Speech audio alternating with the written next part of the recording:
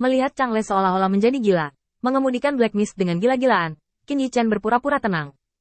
Sepenuhnya mengabaikan kesadaran ilahi yang akan menghilang, wajahnya ditentukan. Apakah kamu tidak makan malam, gadis kecilku? Bagaimana bisa Changle menahan geraman berulang Qin Yichen? Tiba-tiba kabut hitam pekat ditarik dari dadanya.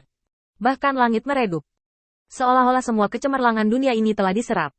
Qin Yichen melihat pemandangan di depannya dengan samar, dan berpikir sejenak. Kabut hitam ini lebih padat dari yang terlihat sebelumnya. Itu pasti salah satu kartu Changle. Jika kamu memblokir gerakan ini, kamu dapat sepenuhnya menghapus semangat juangnya. Sepertinya kali ini kamu harus bertaruh. Begitu kabut hitam pekat keluar, momentum Changle berubah. Semua kabut hitam di tubuhnya diam-diam surut, memperlihatkan wajah asli yang ditutupi oleh kabut hitam.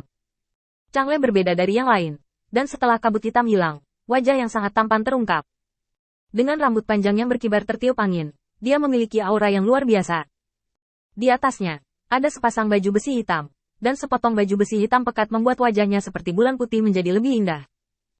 Kabut hitam yang tak tertandingi berkumpul di tangannya, seperti makhluk hidup. Setelah Qin Yichen memutuskan untuk sepenuhnya menghilangkan semangat juang Changle, dia secara alami tidak punya rencana untuk menyerang. Dia ingin menunggu sampai Changle menyampaikan apa yang menurutnya merupakan pukulan terkuat. Hanya dengan melawan cara terkuatnya, dia dapat sepenuhnya menghancurkan kepercayaan dirinya. Apa yang bisa dilakukan Qin Yichen sekarang adalah memprediksi serangan lawan sebanyak mungkin, dan kemudian menggunakan cara yang tak terhitung jumlahnya untuk menyelesaikan serangan Changle secara tepat sasaran. Ini adalah keuntungan dari Daofa sejak Qin Yichen memasuki dunia ini. Kultivasi dan kekuatannya sendiri belum dapat sepenuhnya ditampilkan. Bahkan jika Daofa saat itu dipajang, kekuatannya tidak kuat. Tapi kali ini, setelah 3 tahun mundur, Qin Yichen akhirnya bisa menghubungkan Daofanya dengan aturan dunia ini. Ini juga alasan mengapa Qin Yichen berani dengan arogan melambai di dunia ini bahkan jika jiwanya rusak dan belum pulih. Ada terlalu banyak metode Tao, cukup untuk menutupi perbedaan tingkat kultivasi. Selain itu, Qin Yichen percaya bahwa dengan kekuatannya sendiri, serta para biarawan di dunia ini, penggunaan kekuatan iman yang sederhana dan kasar benar-benar lebih rendah daripada persepsinya sendiri tentang Taoisme. Dengan kartu truf seperti itu, Qin Yichen berani tampil di depan orang-orang ini. Ini mungkin mirip dengan metode kondensasi, tetapi postur ini tampaknya tidak sederhana. Peran yang dimainkan oleh kabut hitam agak mirip dengan energi spiritual. Biarkan aku memikirkannya. Taoisme serupa di pengadilan 3000 Dao. Tampaknya banyak. Pilih saja beberapa perhitungan paling sederhana. Melihat gerakan tangannya yang mengepal, sepertinya diringkas menjadi senjata ajaib, dan kemudian menyerang, mungkin seperti ini. Qin Yichen melihat dengan jelas kelicikan dalam gerakan Changle, dan dia terdiam beberapa saat. Aku masih memandangmu tinggi-tinggi. Masuk akal untuk memikirkannya. Orang-orang di dunia ini pasti kagum dengan gerakan kecil yang dimainkan Changle sebelum menyerang. Penggunaan kabut hitam yang sederhana ini cocok untuk mereka. Sekte pembunuh dewa ini sendiri sangat mungkin. Seperti Qin Yichen, itu berasal dari pengadilan 3000 Dao. Oleh karena itu, Qin Yichen merasa bahwa ini adalah kemungkinan serangan senjata yang sangat tinggi. Bahkan sangat tinggi sehingga Qin Yichen tidak memikirkan kemungkinan lain sama sekali. Dengan tangan di punggungnya, Qin Yichen diam-diam mengumpulkan dan memadatkan beberapa kesadaran ilahi yang tersisa. Hei Mist tampak misterius, tetapi di mata Qin Yichen, itu hanyalah produk pengganti aura. Karena yang paling utama di dunia ini adalah kekuatan iman, bukan aura. Mau bertarung denganku? Kamu masih terlalu muda. Kesadaran besar Qin Yichen telah berkumpul dengan tenang, mengelilingi dirinya naik turun dengan metode formasi, terutama di bagian depan. Kekuatan pertahanan lebih dari 3 kali lebih tinggi dari samping. Saat kesadaran spiritual memadat, Qin Yichen tiba-tiba merasakan ledakan kelelahan melanda dirinya.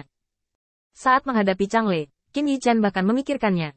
Sepertinya cedera ini harus ditangani sesegera mungkin. Jika tidak maka akan menjadi penghalang kepura-puraan saya. Ngomong-ngomong, Changle, bisakah kamu cepat? Aku telah bertahan untuk sementara waktu. Kamu tidak bergerak. Aku sangat berat. Kicau, seperti seorang gadis. Qin Yichen mendengus jijik di dalam hatinya.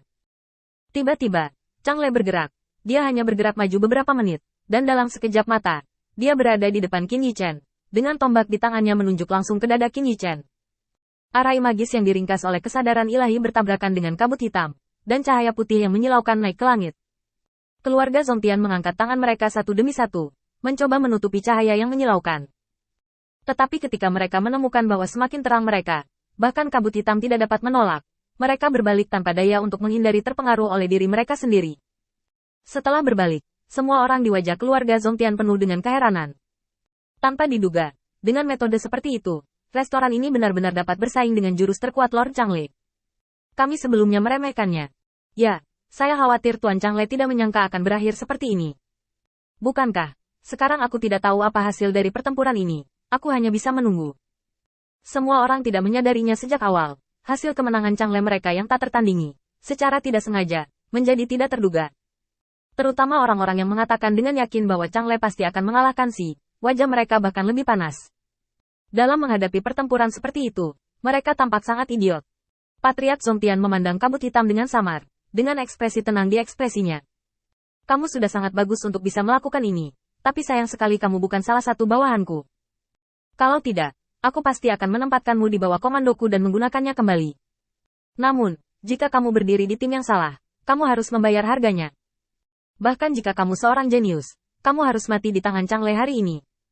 Dengan kekuatan Patriark Zongtian, dia masih bisa melihat pemandangan dalam cahaya putih. Tombak hitam Changle telah mencapai dada Qin Yichen, dan jaraknya terus menyusut. Dengan kata lain, tidak butuh waktu lama bagi Qin Yichen untuk kalah. Changle hanya bisa menang pada akhirnya. Samar-samar membelai jenggotnya, wajah Changle Patriarch ditentukan. Hasilnya telah ditentukan. Kalian akan mengumumkan masalah ini. Ingat, Anda tidak dapat mengekspos kartu Hall Changle. Beberapa tetua mengambil tindakan satu demi satu. Pertempuran tampak sengit, tetapi sebenarnya debu telah mereda sejak lama. Patriark Zongtian, eksistensi terkuat di seluruh keluarga Zongtian. Kekuatan Changle yang secara pribadi dikultivasikan olehnya tidak perlu dipersoalkan. Di hadapan catatan mengerikan Changle, sebenarnya tidak ada banyak ketegangan dalam pertempuran ini. Di atas bukit di bawah ring, tidak ada yang memperhatikan. Ada seorang pria berdiri di atas bukit, wajahnya memandang ke langit penuh kecemasan.